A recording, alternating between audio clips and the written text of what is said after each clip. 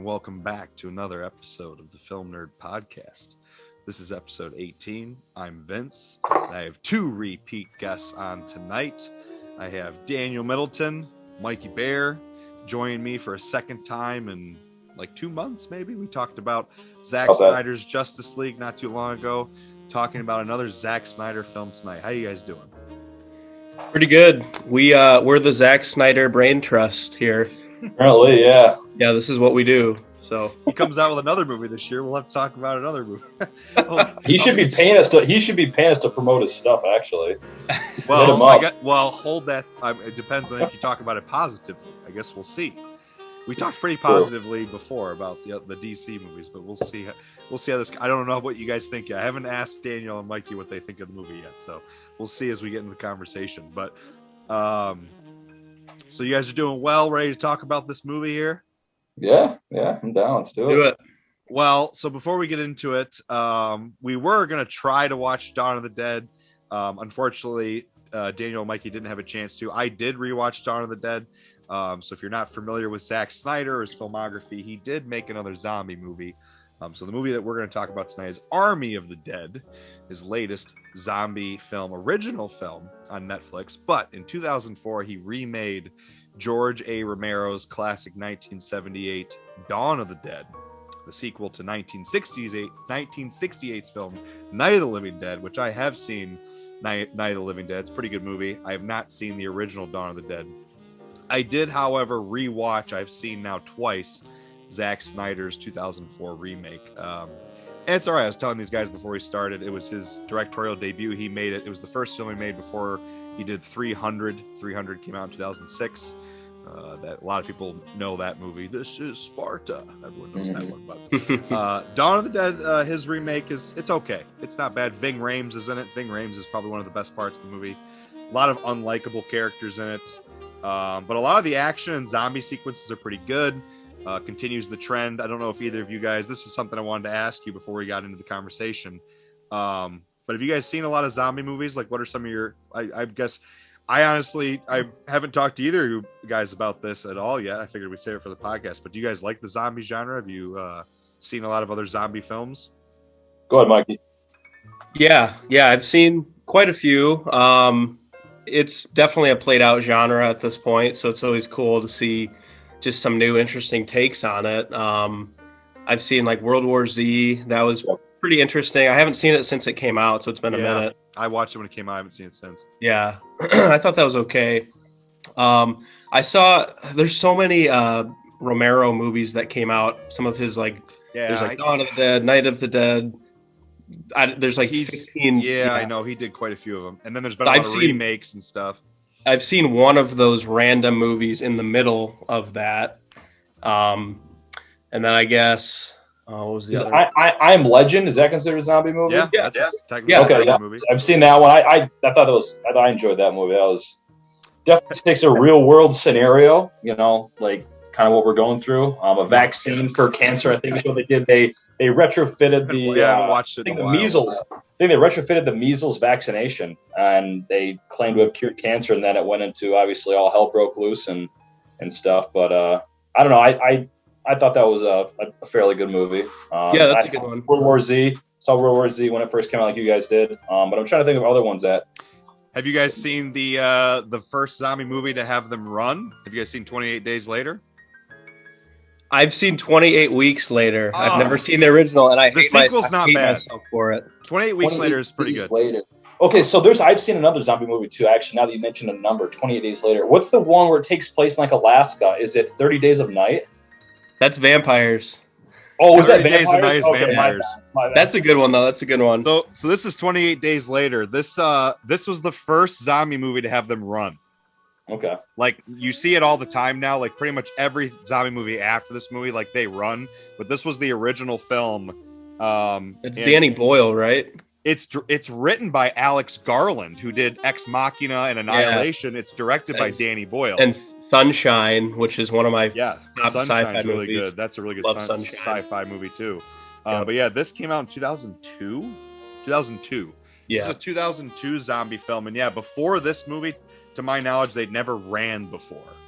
And this is, if you've never seen 28 Days Later, you got to see 28 Days Later. They like sprint. They're it's terrifying.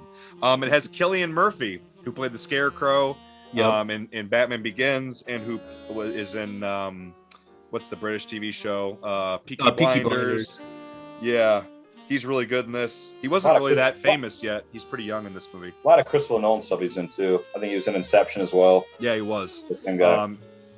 Yeah, it's good. If you've never seen 28 Days Later, it's probably my favorite zombie movie. My next favorite, actually, I think I might, if you count Evil Dead and Evil Dead 2. Oh, yeah. Evil Dead and Evil Dead 2 are probably my favorite zombie movies. Evil Dead is like a more straight zombie movie, and then Evil Dead 2 is like zombie horror comedy. It's more of a comedy. It's more of a satire. And I love Shaun of the Dead, Edgar Wright's horror comedy. That's great. Shaun of the Dead's really funny. That's a hilarious movie. Zombieland was pretty good. I forgot about Zombieland. Yeah. Zombieland's good. I didn't see the sequel that came out like a year or two ago, but the original one's really good. I like that one. Mm-hmm. I was really into The Walking Dead when it first came out. Me too. Big time. Is it still running? It's still on. Yeah. They're on like 10 or 11 now. Season 10 right now, I believe. Because what was season 1? 2010 or 2011? Yeah, it was when we were almost done with high school. Yeah, we were like seniors in high school when that came out, I think. Because I remember the first year it came out, I watched it live on TV. And I watched the first like 3 seasons live. Like every night that a new episode came out, I watched it live. And then it was like, I think when season 4 premiered, whatever episode where the water got infected in the town, I think it was like the season 4 premiere or something like that. Like people started getting infected from the water. I may even be remembering it wrong. I don't remember that. I don't know, dude. Maybe I'm remembering it wrong. I just remember I watched season 1 with season 2 where they're stuck in the farmhouse. It was like you didn't even see the zombies. It was like a soap opera until the end of the season. And it's funny because they did that on budget constraints. They're trying to find a way to save money because they got like huge budget cuts or something. So they were just stuck on a farm. And I just remember I started losing interest on that season. And I made it through because season 3 was when they go to the jail, I think, right? I think that's 3, yeah. The prison. They go to the prison. And then season 4, I think, is when they go to the town. They town. Find some town. That's with the governor and that whole thing. It was about there that I started losing interest, and I haven't watched it since. And I don't know who still watches. I don't know anyone personally who still watches that show. I really liked it when it first came out, but my problem with the zombie genre, and we'll kind of get into this as we start to talk about Snyder's new film, is like I feel like if you're gonna be really serious, like if you're not gonna go for the comedy route, or like at least a little tongue-in-cheek, like a little silly, if you're gonna go really serious, then it better be scary as hell. Like it better be terrifying, right? Yes. 28 Days Later is so unnerving. Again, if you guys, did you say you'd only seen the sequel, Mikey? Yeah, I've only seen the sequel. I remember I liked the sequel. 28 Weeks Later, I remember it was pretty good. Okay. I haven't watched it in a long time. The most recent zombie movie that I have seen that I actually really love, Train to Busan. Dude. Oh, duh. Yeah, I forgot about that. South Korean. It's on Netflix. South Korean zombie movie. That movie's great. Also, very fast, scary zombies, but... Yeah. But like a concept, like to take the zombies, and that's what we'll kind of talk about with this movie a little bit, because this movie does some new things with the genre. I like you mentioned a little bit ago, I feel like the genre has become very played out, and at this point, if you are going to break into the genre, you got to do something different. Mm-hmm. And I do appreciate that about Train to Busan, that you're seeing a zombie movie completely played out on a running train, on a moving train. And they explore like every idea you can think of with being trapped on a train with zombies. Mm-hmm. It's great. And here's the other thing. If you're going to make your zombie movie really serious, you better have some good characters. That's the other thing. Yeah. And I really like Train to Busan because it pretty much focuses on a father-daughter, right? It's a father and a daughter, I think. I think so. Yeah. And then there's a couple other characters on the train that they really end up leading the audience to kind of care about. They really make you empathize with a few others. But that was one thing I didn't like about... I haven't seen George A. Romero's original Dawn of the Dead, but Zack Snyder's remake, I don't know how much he changed, but like I did not care about any of the characters. some of the zombie stuff was good, but I was like, I don't give a shit. Like, if any of these people die, like, I hope they all die. Most of them were like assholes. Like, I didn't care about any of them. But like 28 Days Later, there's only a couple characters in that movie. You mostly follow Cillian Murphy's character, and you follow him throughout the whole film. You really care about him and his plight. So I feel like if you're gonna make it really serious and not like a comedy, like Zombieland or like Shaun of the Dead or Evil Dead, like it's not gonna be played as a comedy. You gotta have some interesting characters, and you gotta do something new with the concept. Yeah, totally. And so with that, let's talk about Army of the Dead, Zack Snyder's latest zombie film in a very crowded genre, as Mikey just said. So if you haven't seen Army of the Dead, we are going to talk about some spoilers here. It is on Netflix. It just came out, I believe, Friday night. So I watched it yesterday morning. I enjoyed this. What did you guys think? I enjoyed it. Daniel? Yeah, it was, like you said, like, you know, with this whole zombie thing, a lot of it's been played out. So coming at it from different, you know, angles and avenues and stuff, was something that I thought Zack Snyder, he did some of that. That's why I did enjoy some of it. But overall, I enjoyed the movie. Yeah, I thought it was definitely entertaining. I don't think it's something I would jump back into to watch right away, because that's kind of how I view movies. It's like, would I watch, after I get done watching a movie for the first time, would I be able to, what's the rewatchability of it? Rewatchability. Yeah, I'm always big on that too. Yeah, so I mean, I'm not saying I'd go out and watch it, right away again. It doesn't really draw me back, but it's not something I would turn down, in the future either. So, but Mikey looks like he doesn't agree. I got to hear what he's got to say. I loved the hell out of this movie. Oh, loved it? I thought you were about to say you didn't like it or something. No, okay. I thought this was a hell of a ride. Okay. I thought it was. I was worried you were about to say you hated it or something, because the look on your face. I was like, uh-oh. No, this movie was crazy, and there's so many little things in this. I'm sure we'll talk about it as we go. Little things that you had to like really pay attention to, little Easter eggs and tidbits that are going to lead into different things in the future. But I don't know. I thought it was. I just thought it was just fun as hell, and like I disagree with you, Daniel, because I want to like rewatch this again tomorrow. I don't know. Like I think it had really good rewatchability. The zombies, they do crazy different things with the zombies that we've never seen before in movies. They kind of introduce some intelligence into the zombies. So let's talk about that first, because that was the one thing, getting into like doing something new with the genre, something I'd never seen before. Like we've had so many different movies, and obviously like The Walking Dead, we kind of just talked about quite a few, and there's even plenty of more that we didn't talk about, that like the zombies, in terms of how they're portrayed, are usually portrayed one way, right? This movie had like different types of zombies, which I could be wrong, but I can't think of another movie that had like alpha zombies, like smart, fast, strong zombies, that also had like, zombies like right below them that were kind of strong but not as fast. Then they had what they call them, ramblers. Like they were basically like skeletons. I don't think they ever ended up showing them move. They just talked about the ramblers. Right. Yeah, that was interesting. They said they had, like, when it rained, they would get hydrated and come to life. And I kind of wish they would show that, but it kind of leads into what you said, that there might be a future franchise with this. Can I talk about that real quick, or should I save it? Well, let's save it, because that's what I want to talk about a little bit later, is the future with this.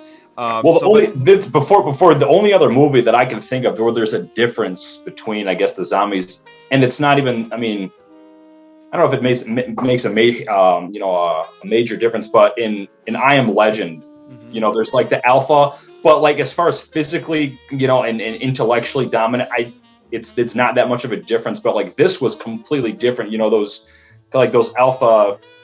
What were the terms they called the term they called the alphas in these? There was like 6 of them, I thought, or something like that, wasn't there? I don't know. Did they use something other than the word alpha? Well, it was the original zombie, original people that were bit by that one zombie that was in the tank in the beginning. Okay. Like, I believe that guy like kind of picked and chose who he wanted to be like the other alpha zombies. I don't know what the names were though. I can't remember either, but it's those whatever characters that they, or whatever zombies that they portrayed and that they developed were much more, I guess, intellectual savvy and just physically dominant than the other ones. They were basically I just want to bring. it was a complete difference. But the only other movie I just wanted to bring up was I Am Legend. How there was that alpha, but that was about it. Yeah, but in I Am Legend, like all of them are like that. Like they had a leader. Right, exactly. They had a leader. I remember what you're talking about. There's the leader, like in the area that Will Smith's character is like trying to survive. There's like a leader of all of the zombies. But like in this movie, there's like a lead. There's like layers. It's literally an army. Like they have like, there's like levels to their command. They have like it's like a king and a queen basically, and then there's like. He has like, some other leaders under him. And then they have like some zombies that can still run, but they're not like leaders and they're not as smart. And then they have the ramblers. Like, I even wonder if there's more to it that like we'll get, I want to save it for the end, but talking about the future that they might explore even more. But I can't think of another zombie movie where they kind of have different types of zombies in terms of, how they operate, because every zombie movie has like rules with their zombies, in terms of most of them establish, you got to kill the brain, right? Shoot them in the brain, smash them in the brain, smash them, stab them, or burn them. Yeah. Burn them. Burn them. Talk about burning them, right? Yeah. And then the only other thing I could think of that has like similar like levels of zombies. Have you guys ever played Left 4 Dead? The video game? I have in your basement, Mike. In your basement, yeah, man. I played it in college. Good times. It's been a while, dude. That game was gnarly. I remember terrifying. Yeah, it really was. So yeah, that game had like a lot. They didn't necessarily have like different levels of intelligence. They kind of had like different speed, different like roles, I guess, for the types of zombies. Like there's this dude called the Boomer, who if you shoot him, he literally just explodes and like gets acid. I remember that. Yeah, there's like a witch zombie who's like sneaky, and I don't remember all the characters, but anyways, that's the only other thing I could really think of that had similar, I guess, like different levels of types of zombies.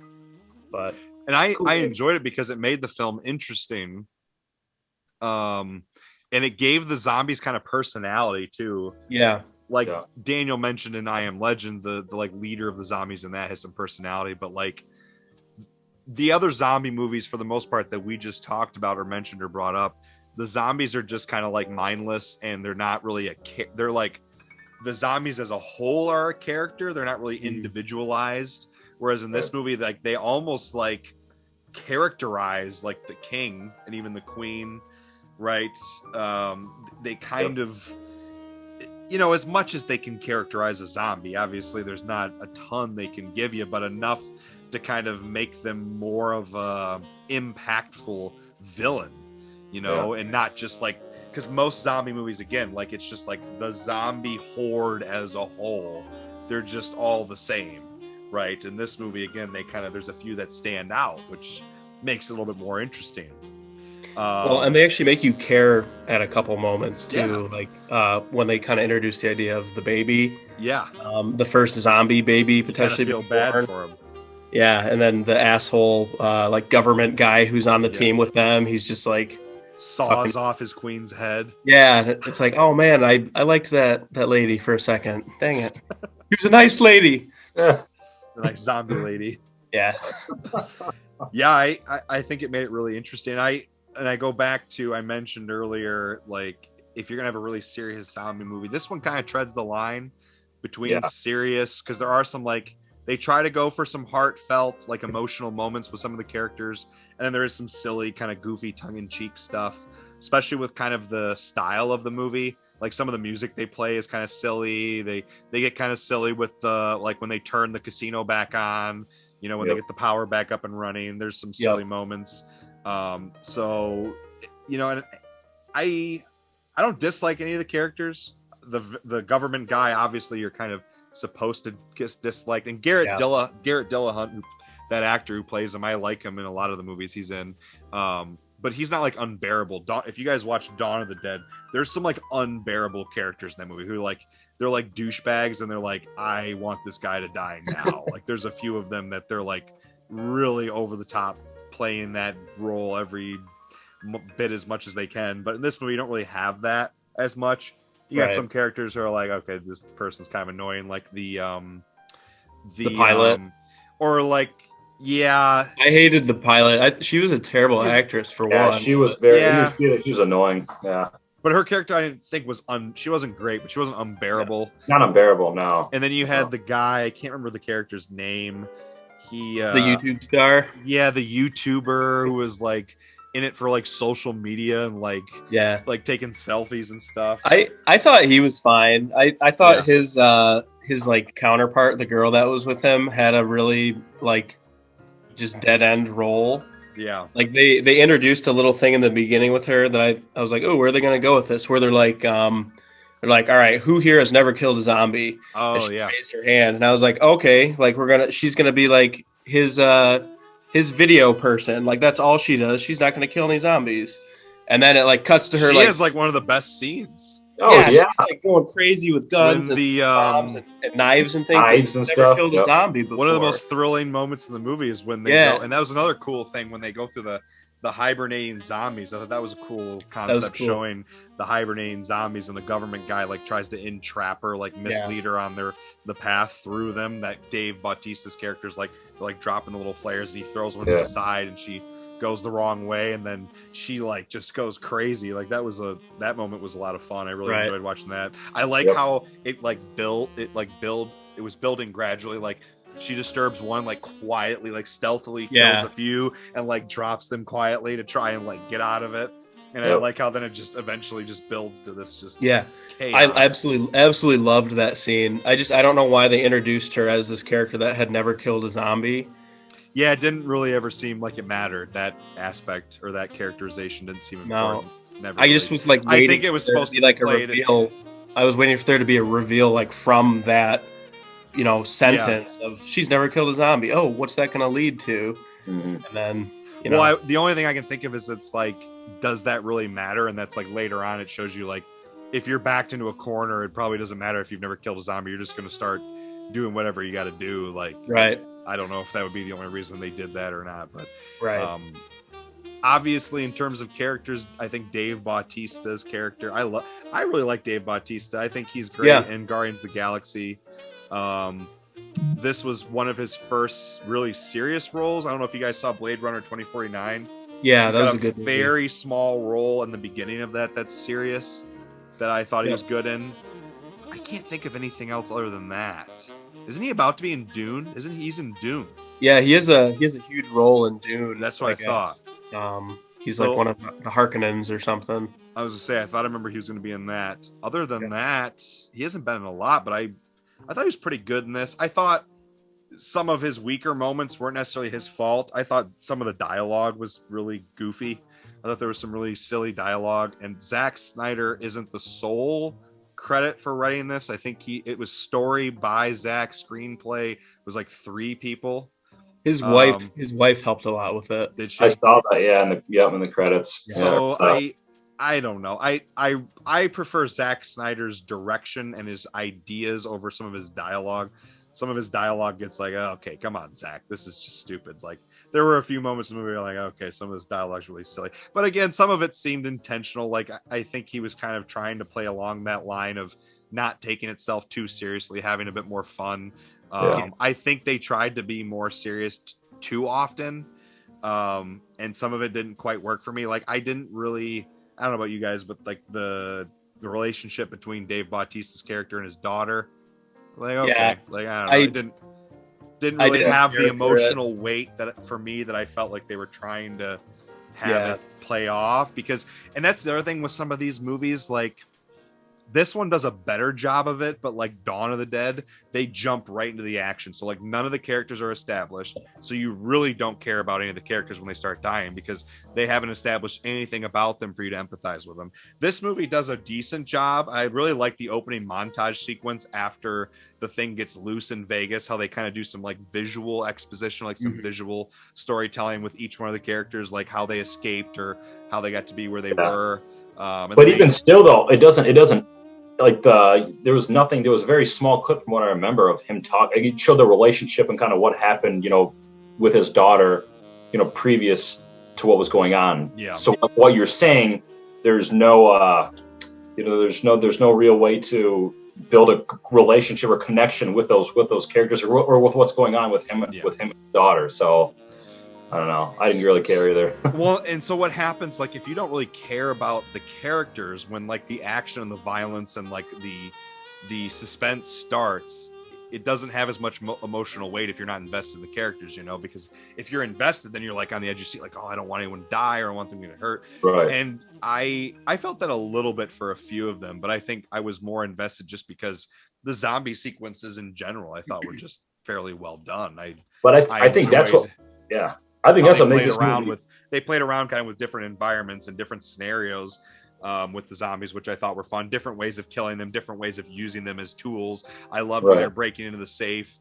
The one guy who ends up getting away at the end. We'll talk about the end a little bit, but how he kept bringing them down on dollies and like trying to use them to trigger the security measures for the safe. I thought that was fun. Playing around with that idea, it was interesting. Mm-hmm. Shooting them all in the casino. There was some fun sequences in the casino. Yeah. As far as Dave Bautista goes, I also enjoyed him. His voice is one of the lowest voices I've ever heard. So it was really hard to hear some of his lines, especially when he was like getting sentimental with his daughter. I watch everything with subtitles, so I never have Oh man, I can't stand subtitles. I love subtitles. I can't watch movies anymore without them. Like, I have trouble following movies if I don't have subtitles on. You watch them in Spanish or English? English. I watch everything with subtitles. Everything. Caroline and I both do. Like, we're rewatching The Sopranos right now, and we have English subtitles on. Like, always. You should watch your movies in Spanish. Get a little. I watch Spanish movies. I watch Spanish movies in Spanish with Spanish subtitles, and I read the Spanish subtitles. I love it. I don't know. It's just like subtitles help me follow the movie. I don't know. And I feel like if I don't have them on, I miss things. Or like I don't understand what somebody's saying. Yeah, exactly. So I never have that issue. But yeah, I definitely can see what you're saying, because there are a few moments when he's talking, he gets like really serious, and he's like talking really low, like kind of his dad. Yeah. I also didn't care about his daughter's plot line at all. I think that affected their relationship quite a bit. Like, her plot line is what's it called? It's an idiot ball plot line. You know what an idiot ball is? Yeah, I've heard the phrase used before. Yeah, it's a moment. It's a stupid moment in a movie or show for a character that purposefully leads to a plot progressing, basically. It's like contrived conflict, basically. Yeah, exactly. So her whole thing, like, it's conflict for the sake of conflict, like just to have conflict. Exactly. And also behind something that's stupid that happened. That's logically in real life, you'd be like, that's really dumb. But like, for the sake of creating conflict in the film, they just do it. Yeah, I know. Yeah. So like her whole plot line, it was just frustrating. I loved the movie, and I wasn't frustrated with anything else. Like, I was just great. And then when it would jump to her plot line, I was just like hand on head, like, oh my God, this is just stupid. Like, just like lock her back in the area before you come in. Tell her to, like, if she loves those kids, because her whole thing was about saving the lady who has kids. Yeah. I was like, if you love those kids, stay back with those kids and care for those kids instead of being a moron. Yeah. Yeah, her whole plot was just an idiot ball plot, and it was just frustrating. Not that it matters, but I was questioning, like, how old is she supposed to be in this movie? I don't know. Like, she's supposed to be like 18 or 28. I don't know. I don't even know. Not that it matters, but I don't know. She the actress looks like she could be a wide variety of ages. The actress is 24 years old. Okay. She's British. She's a good job hiding her British accent. He had a good good American accent. American. Yeah. The other thing, as we're talking about the characters here, the other thing too is, like, I feel like Snyder was trying to do his best to develop all of the characters, and there's a lot of them. Yeah, there is a lot, and that leads into my next complaint: is this movie's long for a zombie movie. Like, I like long movies. We watched Zack Snyder's Justice League. We just talked about that like a couple months ago. That movie's 4.5 hours or 4 hours, whatever it was. I don't mind long movies if it serves a purpose, like there's a reason. But like, I felt like there was probably 15 to 20 minutes they could have cut out of this movie. There's some scenes and some character moments that I was like, I don't really care. It kind of dragged on a bit. I was like, get back to the zombie stuff. Yeah. And like, I appreciate what he's doing. And I've seen some people talk about this, that like Netflix with a lot of their original films gives a ton of creative freedom, which I think is great. I think the filmmakers should always, we kind of talked about this with HBO Max, giving money to Snyder to let him do his thing with the Snyder cut. And I've always appreciated that with Netflix. Like, Netflix will have a lot of weird movies. Like they get a lot of weird movies, artsy movies, and you know, they'll put a lot of foreign films. They have a great variety of some of the original content they'll put on. They got some bad stuff too, but I always appreciate the films that they fund. They don't step in and really mess with, you know, the artist's creative choices. But at the same time, I feel like, I don't know who, I forgot, he didn't edit this. He hired an editor. He shot this. I want to talk about that in a second. He was the director of photography for this for the first time ever, which I thought was interesting. We'll talk about that in a second. But I feel like his editor, or at least, you know, I know his wife and him produce all of his films. I don't know. There might have been a couple other people, but at this point, he probably has so much creative freedom with a project like this that no one was going to step in and tell him, hey, Zach, you should probably like maybe cut an extra 10 or 15 minutes out of this. There's maybe a little bit of fluff. That was the only reason I would be like hesitant to go back and rewatch it right away, is because it is 2.5 hours. It's long. I do want to watch this again. It sounds like there is plans to do a sequel, and they have a TV show set up, so I will probably end up rewatching it. But can I say something about that real quick? Oh yeah, absolutely. So I don't know if you guys noticed this or not. There's a couple spots in the movie where they're, you know, just shooting up zombies and whatnot, and you see a couple with like glowing blue eyes. Did you guys notice that? I think I remember. Well, not only that, Mikey, you said zombies, right? Glowing blue eyes. But then when I saw when they shot some of them too, it looked like there was like electronics under their face. Yeah, holy shit! I just remembered that. You noticed that? I remember thinking during the movie, I'm like, didn't a couple of those zombies just like, weren't they just robots? Yeah. So is there something you read about this? Do you know something? I said that to Megan. I was like, dude, are we seeing cyborg zombies now? Like another crazy twist in this movie? Yeah. So I Googled it after the movie was done, just in case like there was going to be something at the end. I Googled cyborg zombies, Army of the Dead. And I guess Zack Snyder said this like 2 years ago, before this movie was even in production, that he's like, yeah, we're going to put cyborg zombies in the movie. We kind of want them hidden a little bit because that's going to lead into our animated cartoon, which is called Army of the Dead Lost Vegas, I believe it's called. Yeah, it's also going to be on Netflix, I think. Yeah, so they're going to explore like all that crap, and I think there's like other hidden things in the movie, and that's what I was like talking about. There's like weird layers to this movie. Like there's also they don't even ever acknowledge it, because I know exactly what we're talking about. I remember when I was watching this movie, there's a scene, I can't remember what scene it was, but they're like shooting a bunch of zombies, and a couple, I'm like, wait a second, those like just blew up, and like you could see like electronics and like robotic parts. I'm like, and then I forgot about it until you just brought it back up, because they kind of just breeze right by it and don't really ever say anything about it again. Yeah, they never have any character like react to it or anything either. It's like they don't even notice it. Right. Well, so Mikey, I don't know if you're going to get into this, but there's a couple Easter eggs or some other twists that were, just gently brought up. But when they went to open the vault, it was like, I was going to say that. Yeah, go ahead and elaborate on this. No, you go ahead, dude. Well, I was just going to bring up the fact that I'm not sure what they were getting at, as far as like, interdimensional type thing. Yeah. Just loop over and over again. Yeah, because they show the bodies on the ground, and the bodies are wearing the exact clothes as all the characters in the movie. Yep. And black actor, I forget his name, the chainsaw guy. Omar. He says something? He goes on this like little. Yeah, he goes on this Omari Hardwick.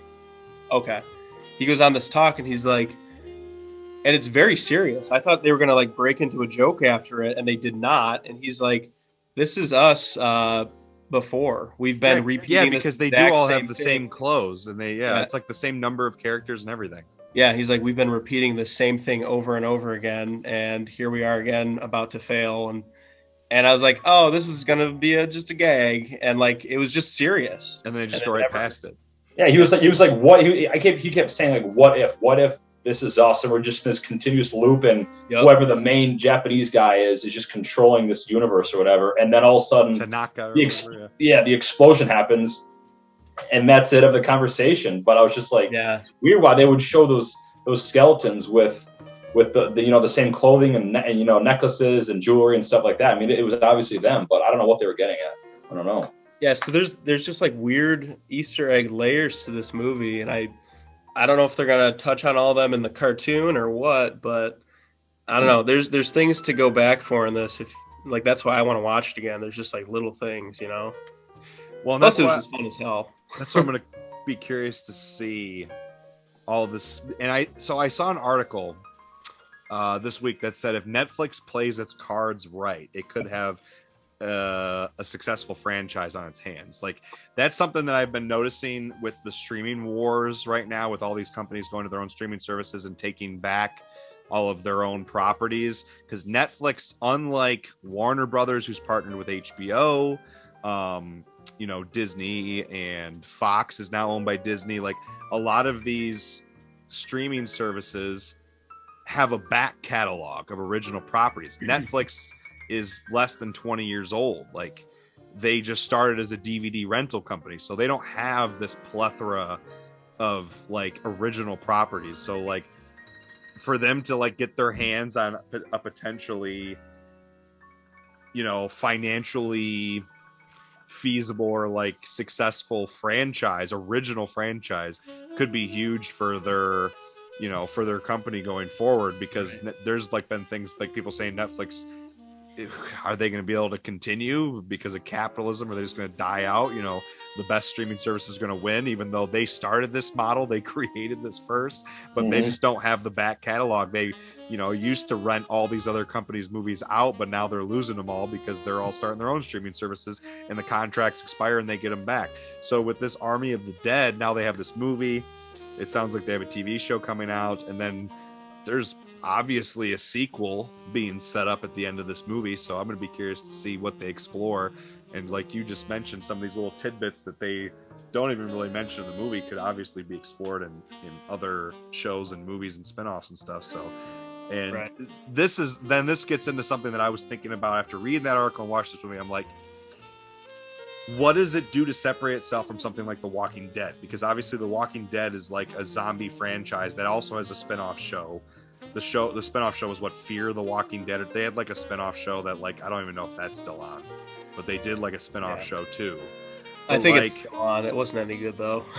I've stopped watching that show, but like, what would this do to like separate itself and like make it interesting and worth investing in outside of something like that? One thing I think is if they continue to explore like the lore and the concepts around the zombies, because that was one thing I think that got really boring with The Walking Dead, is the zombies just got boring. There wasn't really anything interesting about it. They were just zombies.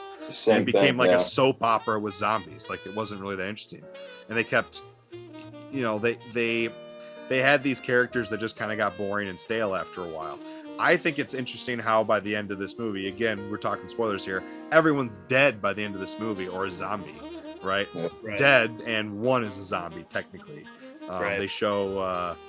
is it during the credits or right before the credits? I think right before. Is it right before? The Omari Hardwick is the only one. His character is the only one who gets out, and he's on the plane to Mexico City, and he realizes he's been bit. He's not feeling well, and they're going into Mexico City, and he's about to turn into a zombie. So obviously, it's going to be all new characters. It'll be all new characters, unless they play around with this time loop or interdimensional concept. Yeah, I was going to bring that up too. They could be doing some of that. And the other thing I want to bring up too, and that's where this how you talk about, doing different things with zombies. In this movie, comparing to other movies, like you look at other movies and you get bit, and it's usually like the same time from when you get bit to when you turn to a zombie for everyone. Where this is like, there's different. I mean, just look at how long Dave Bautista turned into a zombie. And then, the guy at the end, you said his name was Omar, the black guy? The actor's name's Omari Westwick or something. Yeah, whatever character he plays. I mean, I don't know how long it was from the time he got bit until the time he was on the plane, but it was a matter of like, I don't know, days. Probably. Yeah, I remember thinking about that as I was watching the movie. And they, obviously there's a lot of rules that they play around with in this movie. In terms of pre-established rules from other zombie movies and zombie pop culture. So they never really talk about or get into like the science behind becoming a zombie in this movie. Yeah. Like in for example, I just rewatched Dawn of the Dead. In Dawn of the Dead, basically it's pretty well established early on. You get bit. If you die, you turn into a zombie pretty quickly. But if you get bit and you're alive, it takes a little while. But basically you die and then you come back as a zombie. It's pretty consistent in that movie.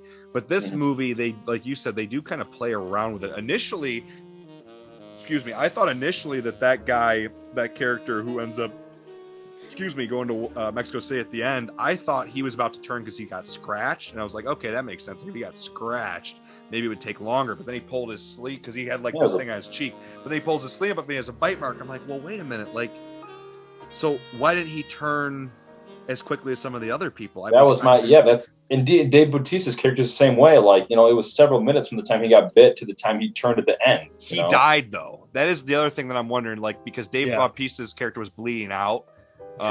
So he died and then came back. So that's what I'm wondering, if it was like kind of like a Dawn of the Dead thing where like if you die, you come back pretty quickly. But if you are alive, it takes a lot longer for it to like basically take control of you and like push you out of your own body kind of deal.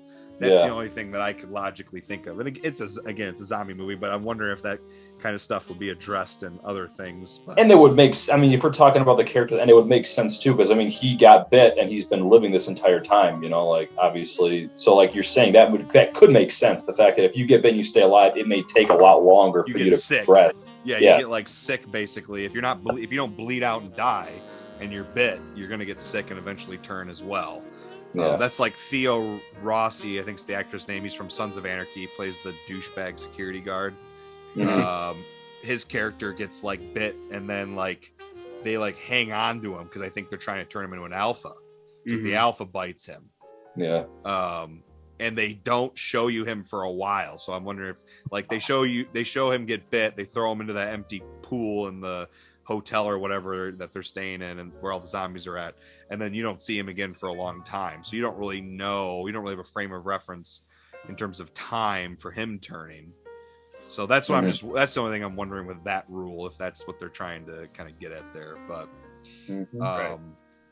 something else I want to talk about that we kind of skipped over, we're kind of talking about some Snyder's credits for this movie. I saw like this viral tweet. I think Netflix, their account, put it on Twitter, but they were like joking about how many things Snyder's credited for with this. You don't see this very often, like major Hollywood. I mean, Netflix I know isn't like one of the original Hollywood studios, but you can call this a mainstream, like major, mainstream film. It's not often that you get the director doing so much. You get a lot of writer, directors, producers, but he also is the cinematographer. So he's never been credited as a DP before. He's never been a director of photography. And I haven't watched a lot of interviews with him on this. I've just read some stuff. I read that apparently, so I don't know if you guys noticed this. Some people have been complaining about it. The blurriness. It's called shallow focus. It's like portrait mode.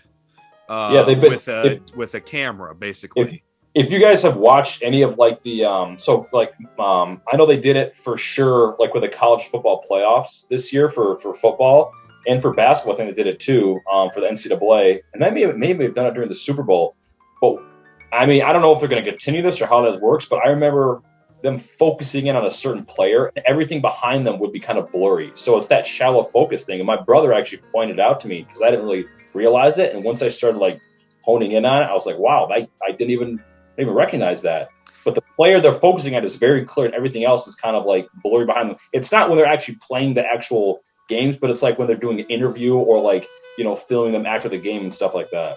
Well, and I think we need to mention this because you guys watch a lot of movies. I watch a lot of movies. There's a difference between the camera focusing on something in the foreground and something focusing on the background and blurring out whether it's not focused on, and what's being used in this movie. Because you see that all the time in films, right? Where you have something in the foreground of the frame that's focused and everything behind it's out of focus. Yeah. And same with like if you have something in the foreground, they're focusing on something in the background, foreground's out of focus, whatever. But this is different. Like everything that's out of focus is, like you said, it's blurry. Like it's completely blurred out. Yeah. And And I've seen people compare it to like portrait mode, like on the iPhone or something like that. And apparently I was reading that Zack Snyder did an interview that he found some Canon camera lens that's like never been used extensively in a movie, and apparently he got all excited and geeked out about it and wanted to use it for this movie. I didn't look much more into it outside of reading that briefly, but that's apparently what I read that he did, is he used some like special lens for a Canon camera and like challenged himself as a first-time DP to use it for the whole film. I didn't dislike it. There's a few moments where like some of the characters that he's focused on go out of focus, and it makes the shot look really weird. Like everything's blurry because it's like the character who was focused leaves the foreground, and then it's like you're looking at just blurry screen. It's brief. It's brief, and it doesn't happen that often, but it's a little distracting. But for the most part, I think the film looks really good. Especially for someone who's never been a DP before. I mean, obviously he's worked in films for a long time, but I think it looks pretty good. And I think it's kind of interesting what he does, and he kind of plays around. It makes the film feel really intimate. There's a lot of close-ups and a lot of shots that kind of makes you feel like you're right there with them. I don't remember. I guess I didn't pay as close attention to how much handheld was used. Like if there was a lot of shaky cam, like it looked like it was handheld camera work. I also think along with that, a lot of the visual effects are really good. I think a lot of it was really convincing. It looked like a lot of the zombie effects were makeup and costumes, which I was really happy to see. When they zoomed in on some of those zombies, like the Queen zombie and some of the other ones, you could tell it was all like makeup and costumes, which I really appreciate. We talked about this with the Snyder Cut one, how we all kind of prefer. We mentioned like with Lord of the Rings, like the original Lord of the Rings trilogy looks great because a lot of the characters are done in makeup and costumes and props, and then you have the Hobbit trilogy where like all of the orcs are CGI and it looks like Legolas is CGI. Legolas is I understand making some of the worlds, like some of the creatures, like that you can't literally create unless you want to do animatronics. Like I get some of that, but I appreciated that they went the extra mile with the zombies in this when so many other movies nowadays don't. I Am Legend is a very notorious. I don't know when the last time you guys watched I Am Legend, but all the zombies in that are computer generated. Every single one. They look horrible now. They don't hold up very well anymore. No. Same with World War Z. If I remember correctly, I think all of World War Z is all CGI. It's funny. I wanted to bring up a point from World War Z that I did, somewhat enjoy that movie, but there was one scene in particular that made it a very human element to it. But it's and this is the only time I really see it in any zombie movie or show or anything like that, is when Brad Pitt's one of his she's like an army. Some army officer, she gets bit, and it's one of his close companions, and he realized, and he cuts her arm off, like her forearm. I don't know if you remember that or not. Oh yeah. So it doesn't spread the virus. And I thought that was I saw that and I was like, holy shit. Well, they do that in Walking Dead too. Do they? I haven't seen all of Walking Dead, but when I saw that, I was like, damn, that's weird. They cut the old man. It's in the prison. They cut his leg off. They saw his leg off, and I think it's in season 3. But I thought it brought a human element to it. But I remember the CGI was awful when I saw that. I don't know. It just was not good. Yeah, anything with people, when you do anything with people, it's just because you know what people look like. So no matter how good the computer effects are, eventually they're going to get dated and going to look like they're just not going to look good. So I appreciate this film will have some longevity, because I feel like a lot of the effects in this movie, obviously some of the backgrounds, I mean, they couldn't literally build a decimated Las Vegas. So, I still think some of the set design looked like they did a good job, like, creating some sets, with some accompanying green screen in the background, but it's all blended pretty well. But again, the focus is the zombies. So like those have to look good. And I think that they did a great job, and there's a lot of variety to the zombies. I like that. So those negotiations, there was negotiations with the zombies too, which I've never seen before. That was cool. Yeah, I really liked how when they enter into Las Vegas, when that I think she's French, the French character who she has the hookup with sneaking people into Las Vegas, and she explains that they have to make an offering to safely walk around their city, and explains this isn't a quarantine zone, it's their haven, it's their world. So I thought that was cool, and I think it'll be which was also unique too. More with that. Yeah, I love that they had like a tribal aspect to it, and there was kind of like a mutual respect. Like, we won't eat your bodies if you give us this tribute, and then like walk around this perimeter. Like, that was crazy. That was cool. Like that. No, I like that. And then how they broke the trust with the government guy taking off the queen's head. I thought that was interesting. I also like how this movie is basically, it's a heist movie just set in the zombie genre. Like, that's kind of a cool concept too. Like, it's a heist zombie robot time traveling action movie. Well, but a couple of those aspects they didn't really, they haven't quite explored. If they do end up exploring them, they obviously haven't explored them yet. They just kind of give you like glimpses of the, they just mention the time loop thing, and then the visual thing with the robots again. Like, if you're not paying attention, you might miss it. I completely forgot about it until you mentioned it, because I remember like noting it in my head. I was like, wait a second. And then I got distracted and kept watching the movie and just forgot about it until you brought it back up. But yeah, I'll be curious to see what they do with some of that. I hope they honestly just go bonkers with it, and just like maybe they'll introduce aliens and like have some mech robots at some point. That's what I was gonna say with, in terms of this distinguishing itself in terms of like a zombie franchise apart from Walking Dead, because like Walking Dead's really serious. And that's where I kind of lost interest, is because like if you're gonna do like a really serious zombie movie, like something like 28 Days Later is like, I think it's like less than 90 minutes. It's super short, it's to the point, and it's very open-ended, and like, there's no fluff. It's all action, it's all suspense, and it just gets right into it. But like something like Walking Dead, where like eventually the characters just get stale, it just becomes a soap opera. It's so self-serious. There's no fun to it. And it's just really boring after a while. So like, if you're going to separate yourself from the zombie genre in terms of a franchise, I think you got to be fun. You got to be over the top. You got to be crazy. You got to be goofy. It's got to be a bit more tongue in cheek. I really enjoyed this movie, but I think if he continues this as a franchise, I think he should go even more tongue in cheek, like more goofy. He doesn't have to be like Evil Dead, like that ridiculously silly, or Zombieland or Shaun of the Dead. But I think they should lean a little bit more, because this movie like had quite a few self-serious moments where it's like, all right, like, okay, like I don't really care that much about these characters. Like, totally I appreciate Snyder like trying to build up some of these characters and get you invested in them. But I feel like at the end of the movie, it almost feels wasted, because they all die anyway, except for I guess his daughter's left. I guess his daughter's the only one left, right? Yeah, I think technically. So. Well, we don't know. Some helicopter came down, and then it cut to the next scene, so we don't know what happened there at that point. It's seemingly. So at the end of the movie, she's seemingly the only one technically not dead or becoming a zombie, basically.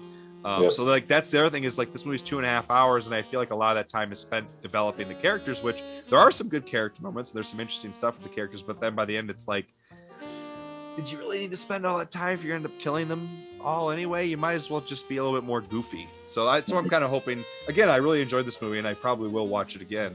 And I definitely will recommend it to people. I think people should check it out. I think it's worth your time if you like the zombie genre and you're looking for something new with the zombie genre. But I think if they continue this franchise, they gotta embrace the robot stuff. They should embrace the time loop stuff. Like, if they embrace that stuff and just get really goofy and over the top and just entertaining, I think this franchise could have some legs, and it would be a lot more engaging that way. Absolutely. Just my opinion. But. Oh, I totally agree with that. There's one thing I wanted to touch on. I think you mentioned it a little bit earlier. Sorry, we're kind of rehashing. But no, you're good. About Netflix's creative freedom with this. Yeah. I meant to say this earlier, but I guess Zack pitched this to HBO. And they had been working on it for like almost a year. I think I remember. And they basically came back to him and were like, "Yeah, we can't make this. Like, we don't know how to make this."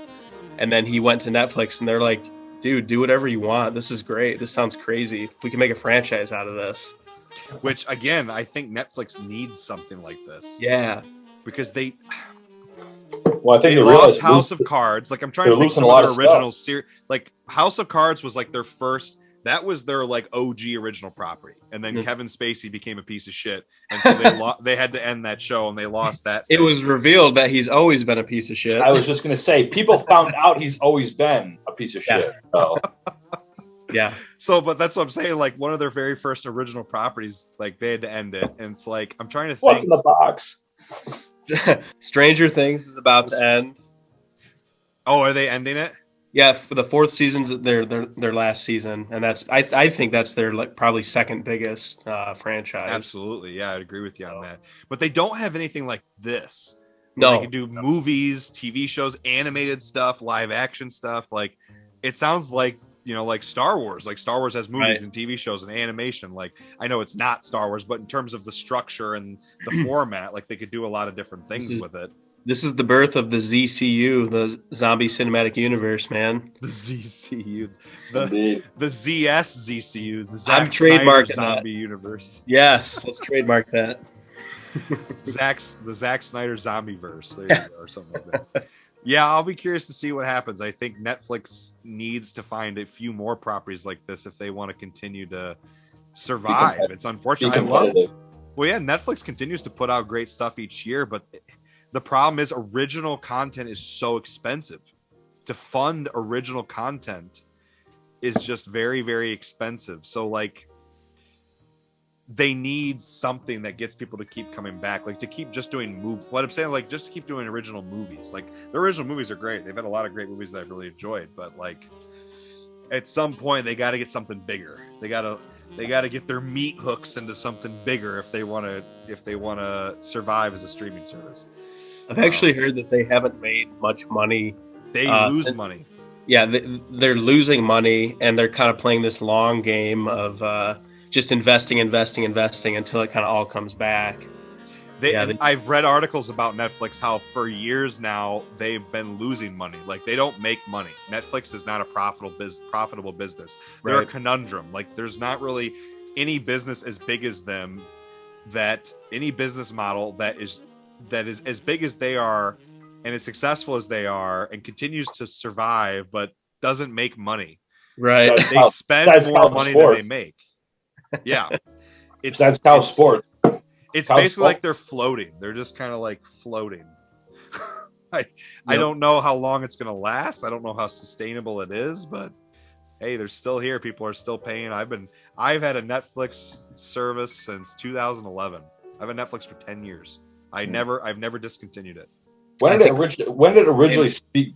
When did you first subscribe? When did it first come out? When was the streaming service? The streaming service, 2009 or 10. I was pretty early into their streaming service. You're toward the beginning then. Okay. Yeah, because they've been doing DVDs since like early 2000s.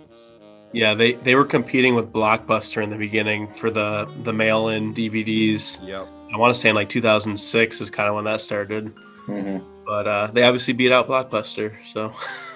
Yeah, they did. Yep. They offered Blockbuster to buy them out.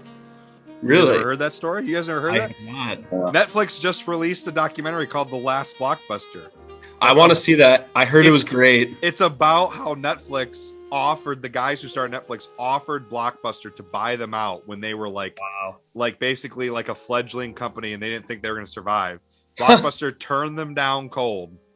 Wow. Netflix ended up taking off and Blockbuster died. That's about crazy. the same time Blockbuster died in like 08, 09. It was like right around the crash that Blockbuster just tanked. Was about the time that Netflix, they like crossed. And Blockbuster went down and Netflix went up about the same time. But yeah, I don't know. I'm hoping that this is a good franchise for them. And so that kind of gets me, we've kind of talked about it already, but the thing I wanted to talk about to end this, unless you guys had any other things with the film you want to talk about, was kind of the ending in the future. I know we've talked about the ending of the film in the future a little bit in terms of this franchise, but like the ending obviously immediately opens it up for a sequel. I think they've already greenlit a sequel. I thought I read. And that's another way that this could be interesting, is with the movie ending with that guy going off in a private plane to Mexico City. They could play around with the location. Yeah, they could always keep it fresh with different characters, different locations, different concepts, all within the same universe, but not getting stale. That's another thing is Walking Dead gets stale because like season 2 they're in a farmhouse for same damn place. Yeah. a farmhouse for 10 episodes. Like, it's boring. Like, you need a little bit with the with a zombie concept. You got to get a little variety in some of the scenery and some of the visuals, and with the how you're utilizing the zombies for different scares and action set pieces. And this movie does a pretty good job, even just within the Las Vegas locale, and kind of creating some variety of scenarios that they get trapped in. And I'll be curious to see if they continue this in Mexico City. And then, so you said the TV show that's greenlit right now is an animated show? That's what I've heard. Animated series, and I haven't heard that they greenlit a sequel. I can't imagine that they won't. This is like the top movie in America right now, and it's pretty big in the world at this point. So right now, I just pulled it up. So Army of Thieves. Oh, Army of Thieves. It's a prequel film to this. Okay. It's going to be directed by someone else, Matthias Schweigofer. I don't even know how to say it. It looks like a German last name. With a screenplay by Shay Hatton, but the original story from Zack Snyder and Hatton. So it's a prequel to Army of the Dead. It's going to be released on Netflix. They just started filming. Oh, they finished filming in December. So when's same this come out? cast? Is it the same? It's coming out this year. There's a prequel movie coming out this year. It's not the same cast though, right? Because I mean that would confirm our theories of time travel and crap. Wait a second. Oh shit! The What? director. Did you already look this up? No, I haven't heard about this. The director of the movie is the guy who plays the German locksmith, and he's the main character in this movie. He's directing the film, and he's the main character in this movie. What? The prequel. Yeah. Huh. I liked his character in this movie too. I thought it was fun. Yeah, he was probably the most good. fun, lighthearted character. Yeah. Interesting. His character is up in the air too. No, Because he's dead. Oh yeah, I guess he's probably dead. We're just assuming They that didn't he's show what dead. happened to him, but he's likely. Yeah, he's likely. Never Yeah. mind. Yeah, his character's likely dead. But this is a prequel. And it says it's coming out this year on Netflix, 2021. Interesting. Animated series, Army of the Dead: Lost Vegas, anime style. That's going to be on Netflix. Interesting. I don't see a premiere date, at least on Wikipedia. I don't see a premiere date yet. All of the characters from the movie are in the animated show. Oh shit. Pretty much all of them. Time travel. Just about every single one. It says it's going to be about the early phases of the zombie outbreak. Okay. It's going to focus on the origins of all the characters. Gotcha. Interesting. Yeah. Okay, because I thought it did show. There's going to be 6 episodes. It says at least the first season. Okay. If it's more than one season, I don't know, but it says there's going to be a 6-episode first season. Snyder is producing. He's directing the first couple episodes. Because we know how the outbreak started from the very beginning, but there was some, they kind of fit in just small pieces of what happened. There's just a montage sequence at the opening credits to kind of fast forward. We don't know where that original zombie came from. We don't know why they're hauling him away. We didn't see from the time he got to Vegas to the time that the movie started. It was just a montage. They just show you clips of stuff happening. So it sounds like they're going to explore more of that. Yep. I just remembered something from the beginning of the movie, and I mentioned this earlier. This drove me crazy. So this was at the very start of the movie. Everyone's getting eaten by this zombie that breaks out of the the shipping container that they're hauling, and then the 2 guys that are trying to run away. The one guy is literally in the car, trying to get back in the car. And the other guy's like, yo, we got to get out of here. And he pulls him out of the car, which wasn't crashed. And they start running on foot. I'm like, get in the car. Yeah, that was drive away. Drive away in the car. And then they're just staying in the middle of the desert. Yeah, I'm like. Yeah, it was dumb. Another idiot ball plot. Yeah, it was dumb. Yeah. There weren't too many of those in this movie, which actually made me pretty happy. But there were a couple, palm to face moments. But I feel like it's except for 300 and maybe a couple other of his movies. I feel like that's common occurrence in some of Snyder's movies, though. It's just for For like sure. what? Like what's going on here? Why is that Idiot. happening? Like, if just some average ass movie watcher can like figure this out, a whole studio and people reviewing this film can't be like, yeah, let's maybe not do that. You'd think so. I mean, if you remember was there any part of 300 that you did that? I don't remember doing that at all. Like, I mean, 300.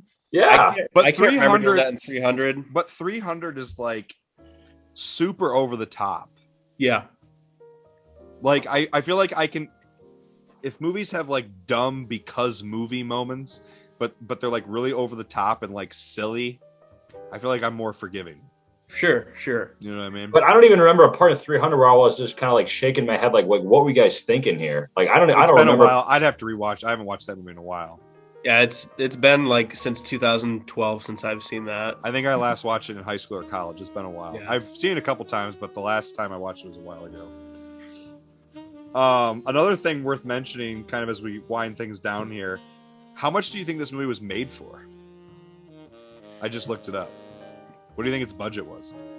I'm guessing it was really fucking high. I mean, there were a lot of physical effects. CGI was great. There was a couple of cheesy CGI moments, but for the most part, the quality of this movie was really high. Yeah, I thought it was. Yeah. So would it startle you to hear that it was made for under $100 million? Whoa, are you serious? The estimate on, again, and this is off of Wikipedia, so sometimes you always kind of take it with a grain of salt, depending on where this information was taken from. But the estimate, because that's the other thing, is Netflix is very weird. Netflix is super weird about, like, in terms of transparency with money. I don't know if you guys have ever read that, but they're really weird about, like, talking about, like, how many people, pay for their streaming service, like the number of people watching their movies, like budget and finance. The estimate's 70 to 90 million, which seems super low. Yeah, that's crazy. It's also in just a week and a half in select theaters. I read that this was the most theaters a Netflix produced film has ever been released in. Because like Daniel, you and I went and saw The Irishman. Yep. But that was like in a private like art house theater in Howell, Michigan. And they like were playing it off of a laptop screener or something, I think, on their projector. It wasn't some publicly, owned company. It wasn't a mainstream cinema. It wasn't like a big franchise. Like the other thing is most franchise movie theaters will not carry Netflix films. They've refused to for a long time. But now with more and more original streaming service films, like Amazon Prime is getting into the game with original films. Obviously, Warner Brothers with HBO Max. You get more and more of these original films. They don't have a choice. There's no choice anymore. There's too many companies doing it. So I read this was the most auditoriums or individual cinemas that they've been released in. It's made almost $1 million in select theaters in like just a week, which doesn't seem like a lot of money. But again, we're still kind of in the pandemic, so movies aren't making quite as much money. But again, it's not a wide theatrical release. I'd be curious to know that it says select theaters, so it's probably maybe in a few major cities, that's it. Mm-hmm. And this number on here that I'm looking at could be low because it could be higher than whenever it was updated last. So it'd be interesting to see. I know a lot of the streaming services have been trying harder and harder to put movies in theaters.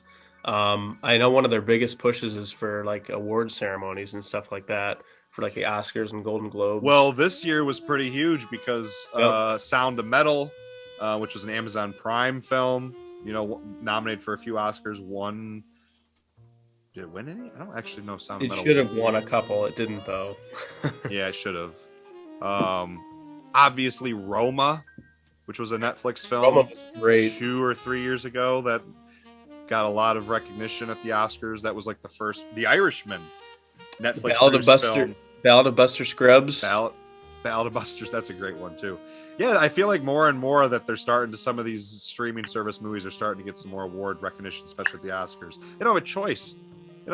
Because a lot of these streaming services are not. They're not.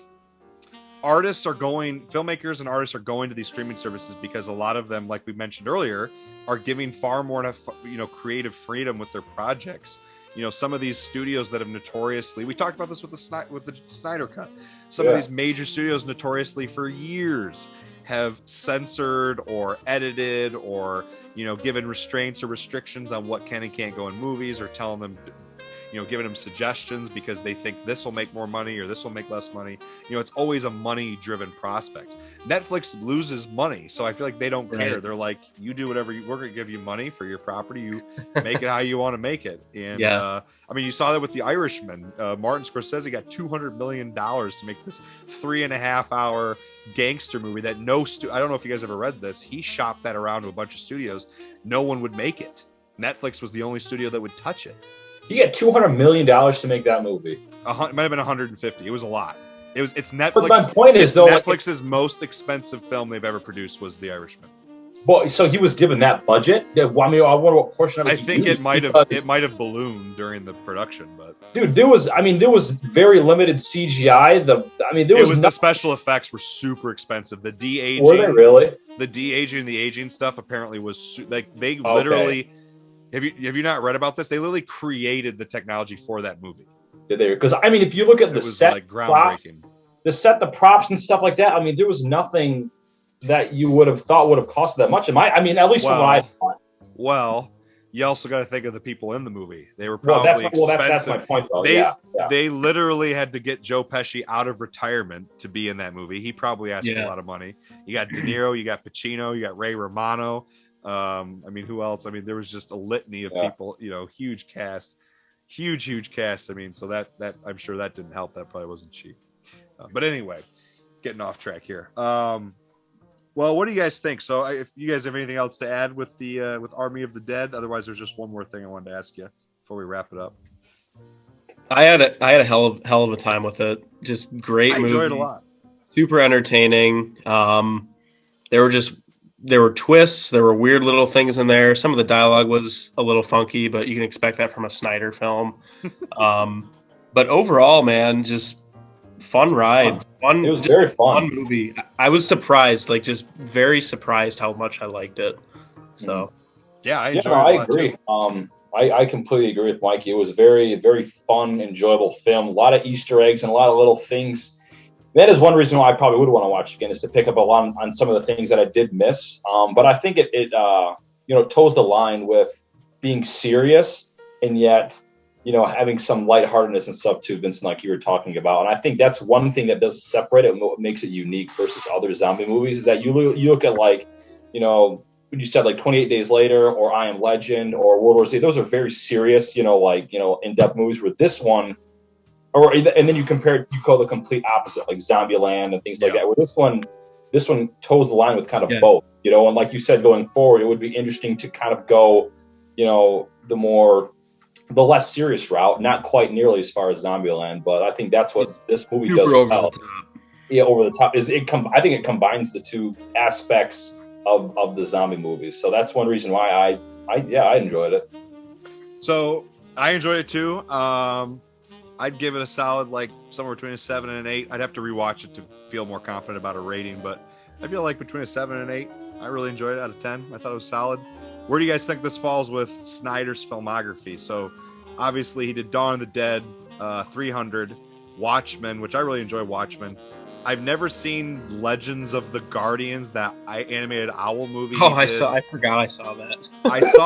I saw Sucker Punch in theaters when it came out. So bad. Haven't seen it since. I remember it wasn't good. And then obviously he did Man of Steel, Batman vs Superman, Justice League. Mikey, you said you liked Watchmen a fair amount, didn't you? I really liked Watchmen. I rewatched it last year. Actually, I thought it was pretty great. I have the unrated director's cut, which is over 3 hours, and adds a lot more of the graphic novel back that he had to cut out. And I have issues with it, but I think it's great. I really enjoy that movie a lot. Watchmen is my favorite Snyder movie. It's the definitive Snyder movie. It's the definitive comic book movie. It's the greatest comic book movie adaptation that's ever been made, hands down. And I've always heard that. I will fight anyone that tries to go at me with that. Well, I've always heard that graphic novel's super dense. To try and adapt, it's just quite an undertaking. Yeah, I need to watch the show. They did that HBO show Watchmen that came out, and I started watching it, and then I got distracted, so I got to go back and start watching because it's just gotten so much praise. I need to check it out. It's apparently an immediate sequel to the movie. It's actually an immediate sequel to the book. Not to the movie, just to the book. not to the movie, but to the book. But Okay. the movie follows the book really Pretty closely. closely, So I guess okay. you could say it's a sequel to that. But the It writers obviously has a different visual style than Snyder's going for, but exactly. But so anyway, so I have like 3 tiers of Snyder films. There's dog shit at the bottom. yeah, He's got a couple stinkers. there's Oh, hell love, yeah, it does. there's love, there's like, and there's hate. This man, he's all over the board with his movies. Yeah. I feel like the only other director that's like that is like M. Night Shyamalan. With Oh his my god, he's even worse though. Yeah. He has like a masterpiece, a couple of like masterpieces Yeah. for like Unbreakable and Sixth Sense, and then he made Avatar and After Earth and The Happening. Like, God, good God. What do you guys think of Signs of his movie? Do you guys like Signs Signs? is great too. Signs Yeah, is great. I like Signs. Yeah. So what do you got? In my love category, I'm gonna put Army of the Dead in love. I'm gonna put. Oh, you're gonna put top tier? I'm gonna put Watchmen up there, and I'm gonna put Man of Steel up there. In like, I'm gonna put 300, maybe just 300. In hate, I'm gonna put Sucker Punch, and I'm gonna put Justice League. No, well, okay. The Joss Whedon Justice League. Okay, so middle of like, I'm gonna put Snyder Cut Justice League, and then hate, I'm gonna put Sucker Punch, and I'm gonna put Legends of the Guardians. That one too. Yep, for sure. I've never seen that one. Batman vs Superman. Superman. Film I haven't seen. I don't even remember it. It's that bad. Where do you got Batman vs Superman? Yeah, where do you put that one? Oh, that's hate for sure. Hate that movie. Yeah, I know we talked about that. I like Batman vs Superman. Terrible. I'm similar with you, Mikey, in that aspect. I think those are good categories to put Snyder films in. I love 300 though. I think that's a great movie. I you guys need to rewatch it for a while. I remember I haven't seen it in a while. But it does some things that it does, like the filming of it and the slow motion action scenes. I don't know. I don't like slow motion a lot, but the way he kind of orchestrates he uses it a lot. He used it in this movie too. That's like one of his trademarks is like the slow motion. He does it a couple times in this movie with like bullet casings dropping. I'm like, dude, we get it. Like, I know that this is like your visual style. This it got redundant a couple times. Like, okay, the bullet. But I love. You guys need to watch 300 again. I think you guys. I own it. Yeah, it's. I love that movie. Obviously, I love Man of Steel, Mikey. This one, I would switch. I would switch that with. Let's see, I would switch 300 with this movie. So I don't hate this movie by any means, but I don't love it. I do like it though. So I would put Army of the Dead in that light category. That's fair. Superman, Superman vs. Batman or whatever. Oh, Batman vs. Superman. Man, I don't. Put it in the trash, movie, man. But I don't like that movie. I don't hate that movie. I don't like that movie. It's just like garbage. Daniel's got a fourth category, like he's got a meh. No rating. Yeah. No rating category. But and I do like Snyder's cut of Justice League. Yeah. I don't love it. I don't hate it by any means, but I like it. I think it's very fun. It's way better than the Josh Whedon category, the middle finger category. I'd put Dawn of the Dead and 300 in like. I'd have to rewatch 300 to confirm my feelings on it because it's been a while. I remember really enjoying it last time I saw it, but it's been so long. Watchmen, I love. Me too. Just rewatched it. I have not seen Legends of the Guardians. Sucker Punch, I saw in theaters when it came out. I remember hating it. I remember not liking it. Man of Steel, I like. Batman vs. Superman, I like. You loved it the year it came out. I loved it when it came out. I've soured on it a bit on rewatches. We're getting to him, Daniel. I talked about it in my bringing them down to our level. When we talked about all the DC movies, I talked about how initially, like, I really felt like I was against the grain. Like everyone was hating on that movie. I was praising it. But in subsequent rewatches, I've been more critical of it. But I still enjoy it. I think I like it more than most people do still. Joss Whedon, Justice League, I will never watch that again. I hate it. I like Snyder's cut so much that I say I love it. I know you guys liked it, but I think I love that movie. I really want to watch it again. I got to find 4 hours of my life to sit through it again, or maybe I'll split it up this time. I'll do 2 hours and 2 hours. Army of the Dead, I'm gonna put in like for now. I'd have to rewatch it to say I love it. I really enjoyed it. I do want to watch it again. To me, I'm like between like a 7 and an 8 out of 10 on that movie. I would need another rewatch. I think it's probably closer to a 7 just because some of the character stuff for me is not great, but all the zombie stuff and the lore and the way he plays around with it, the way the movie looks, the production design, the effects, the music, all that's really great. And the characters aren't like I said, like if you guys get a chance to watch his Dawn of the Dead, some of the characters in that movie just suck. Like you're like, dude, you're like, fuck this guy. Like I'm done. Some of those characters, there's a couple of them that I hate, and then when they die, you're like, yes. Nice. But sorry, I guess that's kind of a mild spoiler. This movie, I didn't feel quite like that about any of the characters. Like I was like, okay, these characters are all fine. Like none of them to me were like unbearable. Like some of them were like, but for the most part, I enjoyed all the characters in it. So nice. He doesn't have a director's credit coming up. He's an executive producer on Suicide Squad, which I'm excited for later this year.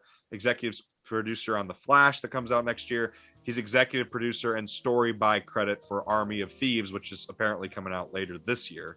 But yeah, he doesn't have anything else projected in terms of directing.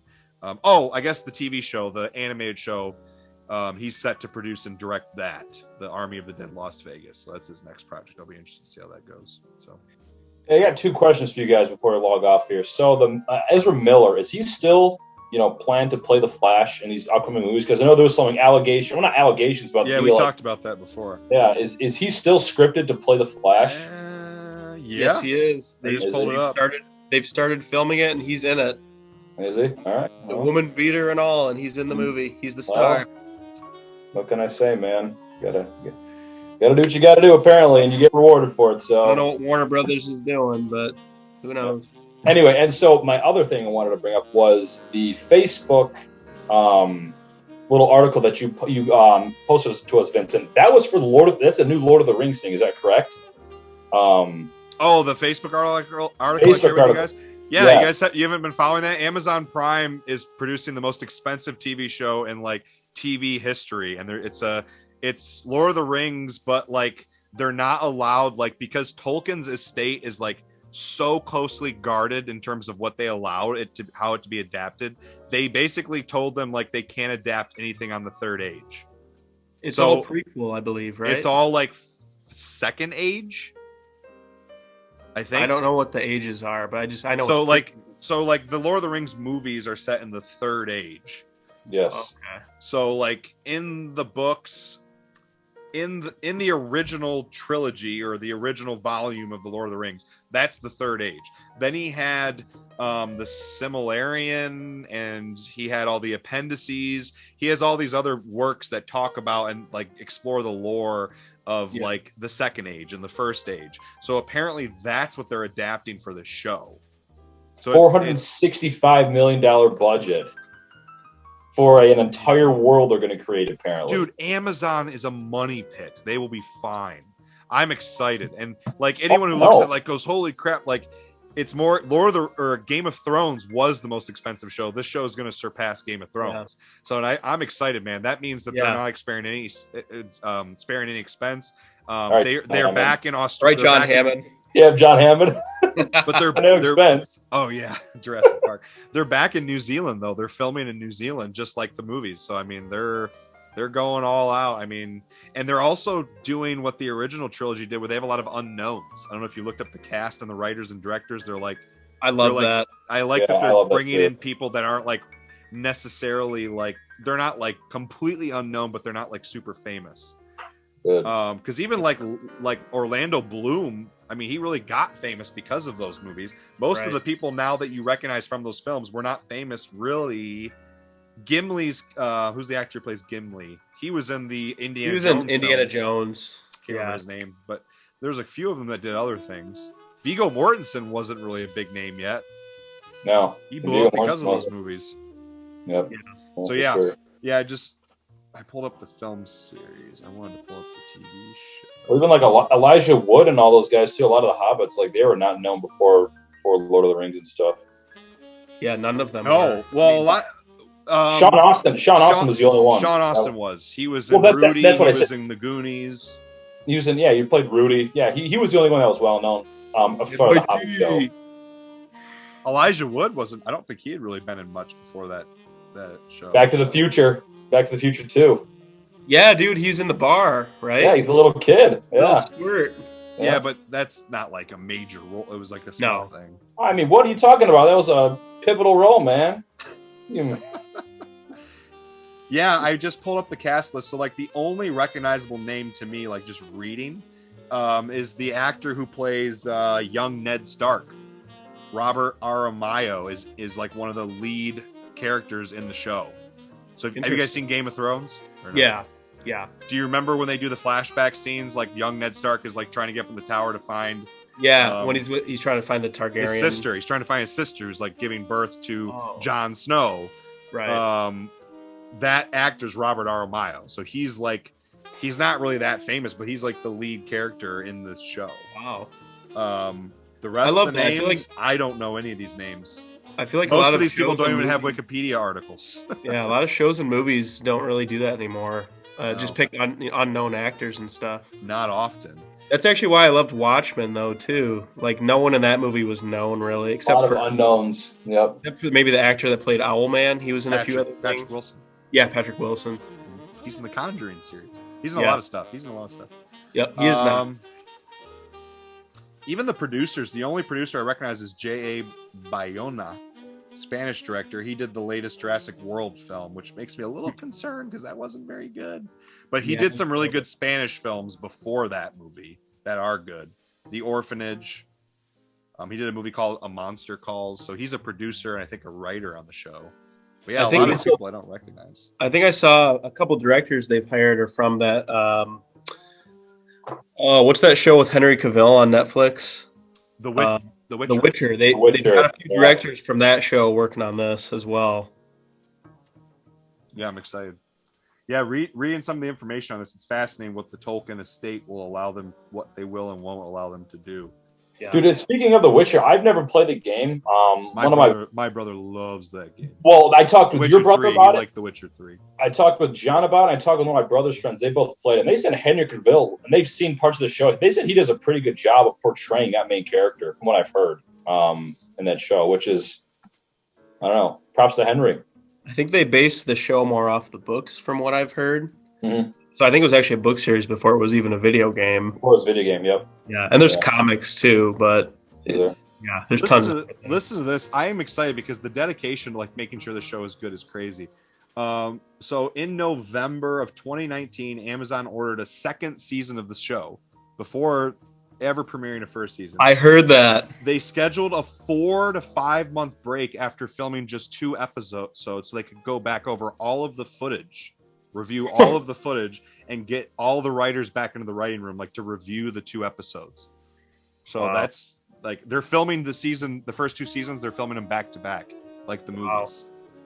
First season's gonna have 8 episodes. They announced that last January.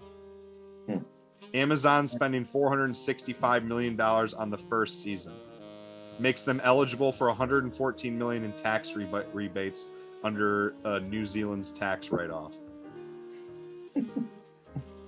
All right, insane. Love it. Like there better be some good physical effects in these things. Well, that's what it says. The cost of building sets, costumes, and props they're gonna like build it for the first season and continue to use it in future seasons. Good. If we get some Legolas running on some stairs falling in the air, I'm gonna throw up. Oh gosh. Have you seen that? Like, there's a slow-mo video of Legolas running on falling stairs, and it's just defying gravity, and it's disgusting. It's the worst CGI I've ever seen in my life. From The Hobbit? Well, yeah, that is bad. But then I haven't watched those since they came out. If you remember the end of the second Hobbit, whatever that one was, he's on a horse riding after some orc or whatever. That CGI is absolutely awful. I can't believe when I watch it. It is so bad. It's so bad. You tell me you couldn't get a stunt double to put down a real horse and just ride off into the distance? Oh my gosh. Yeah, in Lord of the Rings, in the trilogy, they had like thousands of people actually on horses in the field when they were setting up those battles. Thousands of people. Unbelievable. Yeah, it's no comparison. But. All right. Well, we can keep talking. Let me. I'm going to cut all this out, but I never finished wrapping up the episode. So let me do a little outro, and then we can keep talking about Lord of the Rings. Yeah. So hope you guys enjoyed listening to us talking here about Zack Snyder's Army of the Dead. It's currently streaming on Netflix. Definitely worth your time checking out. And I'll be back very soon with some more episodes talking about movies. Hopefully have Daniel and Mikey both back to talk about other films very soon here. Daniel, Mikey, I'm Vince, Film Nerd Podcast. Thanks for joining us, and go watch some movies.